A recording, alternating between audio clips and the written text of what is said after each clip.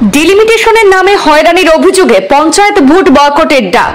সামাজিক, সাংস্কৃতিক, অর্থনৈতিক দিক দিয়ে চূড়ান্তভাবে বঞ্চিত হওয়ার অভিযোগ গ্রামবাসীদের। দক্ষিণ কুলগ্রামের জনগণের অভিযোগ পাওয়া না দিয়ে ভোটের মুখে বেকায়দায় শাসক বিরোধী উভয় শিবির।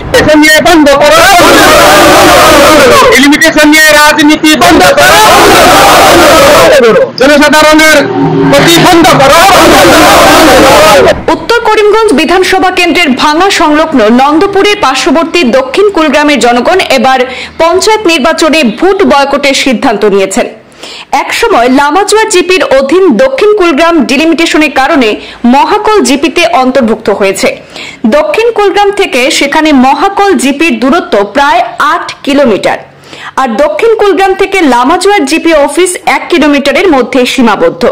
এই পরিস্থিতিতে সম্পূর্ণ রাজনৈতিক উদ্দেশ্য প্রণোদিতভাবে গোটা লামাজোয়ার জিপির বহাল রেখে শুধু দক্ষিণ কুলগ্রামকে মহাকল জিপির সঙ্গে অন্তর্ভুক্ত করা হয়েছে বলে অভিযোগ জনগণের। আর এতে এই গ্রামের জনগণ সামাজিক, সাংস্কৃতিক, অর্থনৈতিক সব দিক দিয়েই চূড়ান্তভাবে বঞ্চিত হয়েছেন। তাদের কথা বলার জায়গা নেই, নেতৃত্ব দেওয়ার মতো কোনো সুযোগ নেই। আর এই পরিস্থিতিতে এবার দক্ষিণ কুলগ্রামের জনগণ ভোট বয়কটের সিদ্ধান্ত নিয়েছেন। গ্রামবাসীরা গ্রামের মসজিদে বসে এ ব্যাপারে আলোচনা করে সিদ্ধান্ত নিয়েছেন তারা এবারে পঞ্চায়েত নির্বাচনে কেউ ভোট দেবেন না, অর্থাৎ তারা ভোট বয়কট করবেন। সভা শেষে তারা লামাজোয়ার পঞ্চায়েত অফিস সংলগ্ন তাদের গ্রামের রাস্তার সম্মুখে জাতীয় সড়কের পাশে জড়ো হন। প্রায় শতাধিক মানুষ জড়ো হয়ে আসাম সরকারের বিরুদ্ধে এবং মুখ্যমন্ত্রীর বিরুদ্ধে ডিলিমিটেশন মানছেন না, মানব না ইত্যাদি স্লোগানে মুখরিত করে তোলেন।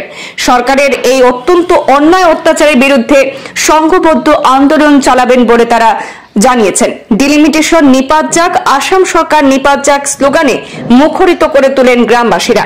এই পরিস্থিতিতে বেশ সরগরম হয়ে উঠেছে এলাকা। যেহেতু রয়েছে পঞ্চায়েত নির্বাচন, আর এই পঞ্চায়েত নির্বাচনের আগে জনগণের এভাবে ভোট বয়কটে কিন্তু স্বাভাবিকভাবেই বেকায়দায় পড়েছে শাসক বিরোধী উভয় শিবির। এতে পরিস্থিতি বেশ সরগরম হয়ে উঠেছে। সংবিধানের 243 সির পড়া আরম্ভ করে पंचायत सेक्शन 3 and 5 पर आरंभ करी डिलिमिटेशन एक्टर धारा 9-10 पर आरंभ करी election commission of India guideline and methodology पर आरंभ करी स्टैंडार्ड ऑपरेटिंग प्रोसीजर एसओपी सब टोटल सब वायोलेट करिছে যেনেকুৱা এটা হল কি যিকোনো ৰেভিনিউ ভিলেজ ইমান স্ট্ৰিক্টলি কোৱা হৈছে ৰেভিনিউ ভিলেজ দুই ভাগ কৰি দুই জিপিত লৈ যাব নোৱাৰে, কিন্তু আনফৰ্চুনেটলি দুৰ্ভাগ্য আমাৰ মিৰ্জাপুৰ পাৰ্ট 2 যেটো ৰেভিনিউ ভিলেজ 2001 আদমশুমাৰী মতে সেই গাঁও ৰেভিনিউ ভিলেজ এখন 3 ভাগ কৰিছে। 3 ভাগ কৰি এটা লৈ গৈছে আপোনাৰ লামাজোৱা জিপি থাকি গ'ল, এটা অংশ লৈ গ'ল আপোনাৰ মাফল জিপি জিপি পাৰ হৈ ক্ৰছ কৰি জাম কৰি, আৰু এটা পাৰ্ট থাকি গ'ল কাৰাচাল জিপিৰ লগত 3 ভাগ কৰিছে এটা ৰেভিনিউ ভিলেজত, যেটো বেআইনী। 2 নম্বৰ কথা হ'ল যে সংগ্ৰহৰ পৰা আৰম্ভ কৰি এছপিলৈকে বাৰবাৰ এই কথা কোৱা হৈছে ওয়ার্ডের সমষ্টি হোক, পঞ্চায়েতের জিপি সমষ্টি হোক, এপি সমষ্টি হোক, জেপি সমষ্টি হোক, যিমানগুলো পারা সমান সংখ্যক ভোটার হব লাগে।